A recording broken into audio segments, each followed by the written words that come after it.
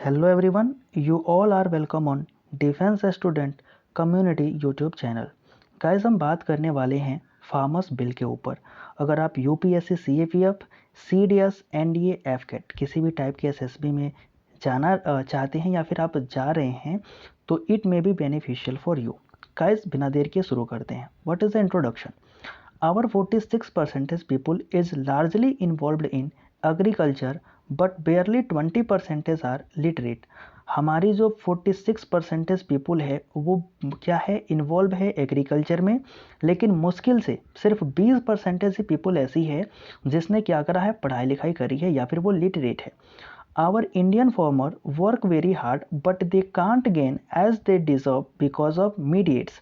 अब जो हमारे भारतीय किसान हैं वो मेहनत काफ़ी ज़्यादा करते हैं बट फिर भी क्या होता है कि वो गेन नहीं कर पाते जितना वो डिज़र्व करते हैं। ऐसा क्यों होता है?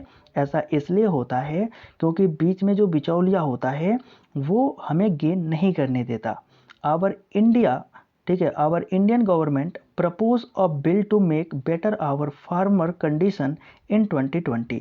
यानी कि हमारी जो भारतीय गवर्नमेंट है उसने क्या करा, एक बिल को जो है वो प्रपोज किया जो कि क्या करेगी, भारतीय किसानों के कंडीशन को और सुदृढ़ करेगी, अच्छा करेगी। That's bill is known as a farmer bill. अब ये जो बिल है इसी को लोगों ने कहना शुरू किया कि ये कौन सा बिल है, फार्मर्स बिल है। Our Indian government provide an e portal e NAM for the convenience of farmers. यानी कि हमारी भारतीय सरकार ने भारतीय किसानों के सुविधा के लिए एक पोर्टल जो है उसको प्रोवाइड किया जिसका नाम है ई नैम।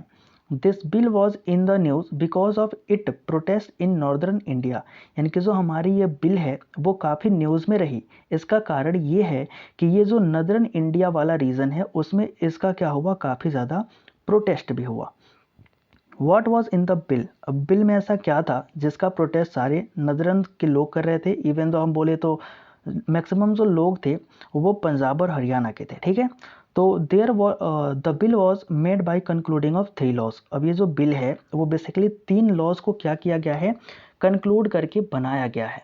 अब इसमें कौन कौन से रूल हैं, तो सबसे पहला रूल आता है farmer produce trade and commerce promotion and facilitation. यानी कि क्या है, इसको हम नटसेल में देखेंगे। We can say by implementation of that law our Indian farmer can free to sell his crop in all over India without interference of middleman. यानी कि क्या है कि इस रूल के इम्प्लीमेंट हो जाने से हमारे जो भारतीय किसान हैं वो अपनी फसल को भारत के किसी भी राज्य में बेच सकते हैं, वो भी बिना किसी बिचौलिए के, यानी कि बिना किसी दलाल के हमारे भारतीय किसान अपनी फसल को डायरेक्ट ही भारत में चाहें किसी भी राज्य में वो बेच सकते हैं, ठीक है। दूसरा रूल क्या है, द फार्मर्स, इनके जो हमारे जो फार्मर्स हैं उनके इनपावरमेंट एंड प्रोटेक्शन की बात करता है। Agreement of price assurance and farm service act, ठीक है। ये क्या है, बेसिकली जो हमारा सेकेंड लॉ है वो क्या करता है, तो ये जो सेकेंड लॉ है it is law basically government talk about contract farming. यानी कि हमने एक वर्ड सुना होगा कंट्रैक्ट फार्मिंग का, ठीक है। तो बेसिकली इस लॉ के थ्रू जो हमारा गवर्नमेंट है वो बात क्या करना चाहती है कि हमारी कृषि भी अब कंट्रैक्ट बेसिस पे हुआ करेगी। अब इस कंट्रैक्ट बेसिस का फ़ायदा क्या है, तो इन कंट्रैक्ट फार्मिंग मतलब इस कंट्रैक्ट फार्मिंग में होता क्या है, ठीक है। तो इन कंट्रैक्ट फार्मिंग प्राइवेट सेक्टर जो हैं वो helps farmers and decide the rate of crop in advance. अब क्या होती है कि पहले से ही हमारी क्रॉप की जो रेट होती है वो फिक्स कर दी जाती है किसी प्राइवेट सेक्टर के द्वारा, और वो प्राइवेट सेक्टर हमसे बोलेगी कि आपको इस चीज़ की खेती करनी होगी। Farmer produce their crop and private sector bye their products directly. उसमें क्या करेगा, जो फार्मर होगा वो अपनी क्रॉप को प्रोड्यूस करेगा और प्राइवेट सेक्टर कोई आएगी और उसके जो प्रोडक्ट हैं उनको खरीद करके लेके चली जाएगी। अब तमिलनाडु न्यूज़ में क्यों है, तो Tamil Nadu is the first state होना चाहिए था। Tamil Nadu is the first state of India to adopt this concept. अब इस कंसेप्ट को भारत का पहला राज्य बन गया तमिलनाडु जिसने क्या किया है, अडॉप्ट किया है। अब हम बात करने वाले हैं अपने थर्ड पॉइंट की, यानी कि थर्ड लॉ की। थर्ड लॉ बेसिकली बोलता है इसेंशियल कमोडिशन अमेंडमेंट एक्ट 1955। इसमें क्या बात करी गई, अगर हम एक डाटा देखते हैं अकॉर्डिंग टू FAO यानी कि जो हमारा FAO है यानी कि फूड एंड एग्रीकल्चर ऑर्गेनाइजेशन है, उसने बताया था कि जो 30% रिजर्व ग्रेन है यानी कि ग्रेन फूड है हमारे भारत में, वो वेस्ट हो जाता है। किसके कारण? तो due to lack of resources, यानी कि हमारे पास रखने के रिसोर्सेस नहीं है, इसके कारण जो हमारा 30% ग्रीन है वो क्या हो जाता है? वेस्ट हो जाता है। तो इसेंशियल कमोडिशन एक्ट 1955 जिसको अमेंड किया गया था, उसके थ्रू अब क्या होगा कि according to this law private sector are businessman attract to the agriculture and make warehouses cold houses. अब इसमें क्या है कि जो कोई प्राइवेट बिजनेसमैन है या फिर बोल सकते हो कोई बिजनेसमैन है या फिर कोई इंडस्ट्रियलिस्ट है, वो क्या करेगा? बड़े बड़े कोल्ड हाउसेस बनाएगा, वेयर हाउसेस बनाएगा, जिसमें वो एग्रीकल्चर के थ्रू जो ग्रेन प्रोड्यूस किए गए हैं उन्हें वो रखेगा।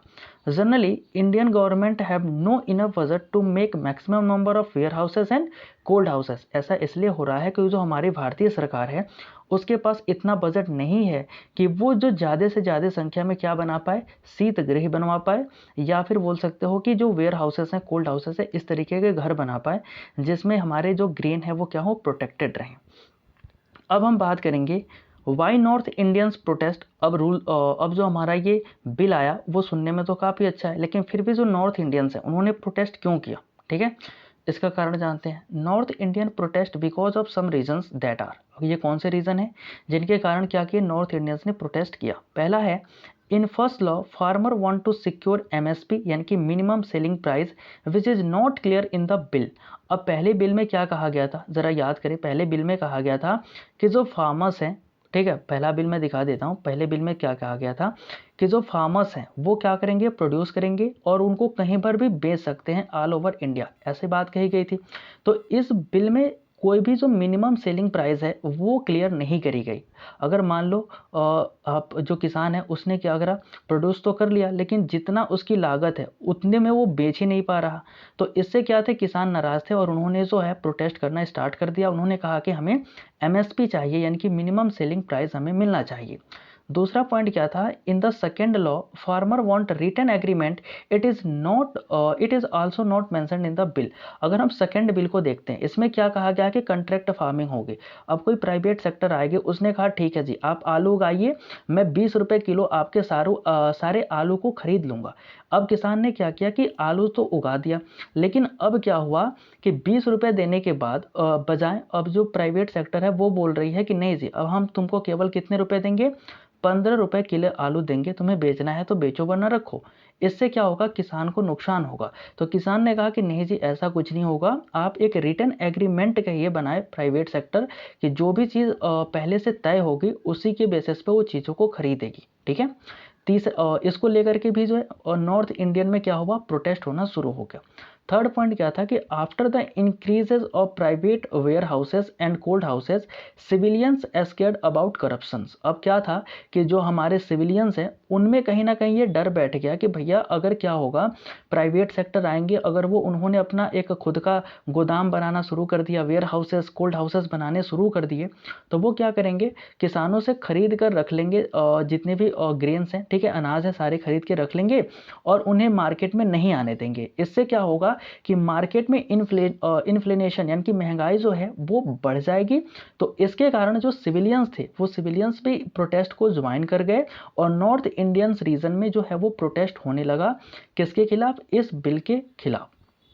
Why government retreat this bill. अब क्या हुआ कि जो गवर्नमेंट है काफ़ी ज़्यादा प्रोटेस्ट हुए, उसके बाद गवर्नमेंट ने इस बिल को जो है वो वापस ले लिया। ठीक है, वापस क्यों लिया इसकी बात करते हैं। तो the farmer protest start in the region of Sindhu border, it was a peaceful protest in Punjab Haryana border, it will become a violence. यानी कि जो फार्मर प्रोटेस्ट है वो शुरू कहाँ से हुआ? तो जो सिंधु बॉर्डर है वहाँ से ये प्रोटेस्ट शुरू हुआ। शुरुआत में अगर देखा जाए तो जो सिंधु बॉर्डर है वहाँ पर ये जो प्रोटेस्ट है वो पीसफुल चल रहा था, लेकिन पंजाब और हरियाणा के जो बॉर्डर हैं उन पे आगे चल के ये जो प्रोटेस्ट है वो थोड़ा वायलेंस हो गया था। ठीक है। Due to border seal day to day administrations would become challenging. अब क्या था कि पूरे दिन लगभग कई सालों तक, 1 सालों तक तो पूरा धरना चला था। इससे क्या हुआ था कि आम जो जनता थी उसको आने जाने में दिक्कत हो रही थी, साथ ही साथ सरकार को अपना एडमिनिस्ट्रेशंस रन करने में भी काफ़ी चैलेंजेस आ रही थी। तो सरकार ने क्या सोचा कि हम इस बिल को अभी वापस कर लेते हैं, फिर हम इसे दोबारा लेकर के आएंगे। तीसरा पॉइंट क्या था बिल लेने का, तो आईबी यानी कि इंटेलिजेंस ब्यूरो, जो हमारी इंडिया की इंटेलिजेंस ब्यूरो है, उसने एक रिपोर्ट जारी किया था। उस रिपोर्ट में क्या कहा था कि आईबी यानी कि intelligence bureau reported that some NGOs participated in protest with the help of China and Pakistan funding. यानी कि कुछ जो एनजीओज थे जिनको चाइना और पाकिस्तान फंडिंग दे रहा था कि आप जाइए और प्रोटेस्ट का पार्ट बनिए, प्रोटेस्ट को और बड़ा कीजिए। इसको देखते हुए हमारे इंडियन गवर्नमेंट ने क्या किया कि बिल को वापस कर लिया। On the day of 26 January Red Fort event make tell that how protest is going violence. अगर हम देखना चाहते हैं कि हमारी जो प्रोटेस्ट है वो वायलेंसिक कैसे हो गई, तो इसके लिए आप 26 जनवरी को देख सकते हैं कि किस तरीके से 26 जनवरी के दिन हमारे लाल किले पे हमारे झंडे को उतार करके लोगों ने क्या किया था कि एक रिलीजियस फ्लैग जो है वो टांग दिया था। ठीक है। अगर हम कंक्लूजन देखें, सार देखें, इतने सारे बिल्स का सार क्या है, तो our government retreat this bill temporary. हमारी जो गवर्नमेंट है उसने इस बिल को वापस लिया है बट कुछ समयों के लिए। But upcoming year it will make again introduce. अब आने वाले समयों में क्या होगा, आने वाले कुछ सालों में ये जो बिल है वो अगेन दोबारा से इंट्रोड्यूस करी जाएगी। In my point of view, अगर मेरे विचार में देखा जाए तो MSP written agreement and should also consider. अब जो इसमें देखो क्या है कि जो एमएसपी है, रिटन एग्रीमेंट है, जो करप्शन है, उसको क्या करा जाए, कंसिडर किया जाए। उस चीज़ के बारे में सरकार सोचे, सरकार क्या करे, उस पर कोई लॉ बनाए।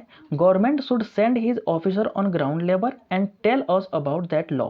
अब जो गवर्नमेंट है उसका ये फर्ज बनता है कि वो क्या करे, अपने ऑफिसर्स को ग्राउंड लेवल पर भेजे और डायरेक्ट टॉक करे, किससे, किसानों से। उनको बताए कि भैया आप अगर इस लॉ को इम्प्लीमेंट करा देते हो तो आपको ये चीज़ें फ़ायदा होगी। फिर क्या होगा, गवर्नमेंट अपने ऑफिसर्स को भेजेगी, बात कराएगी। ठीक है। Government should take care of that thing that farmer thought this bill was assent with their consent. अब क्या हुआ कि गवर्नमेंट को ऐसा क्या करना चाहिए कि गवर्नमेंट को ये ध्यान रखना चाहिए कि जो फार्मर है, ठीक है, फार्मर को ऐसा लगे कि ये उसके कंसेंट पर यानी कि उसके कहने पर ये जो बिल है वो क्या किया जा रहा है, लाया जा रहा है, ये उसकी सुविधा के लिए ही बिल है। ठीक है। तो ये कब होगा, जब आप बिल के बारे में डायरेक्ट किससे बात करेंगे, फार्मर से बात करेंगे। ठीक है।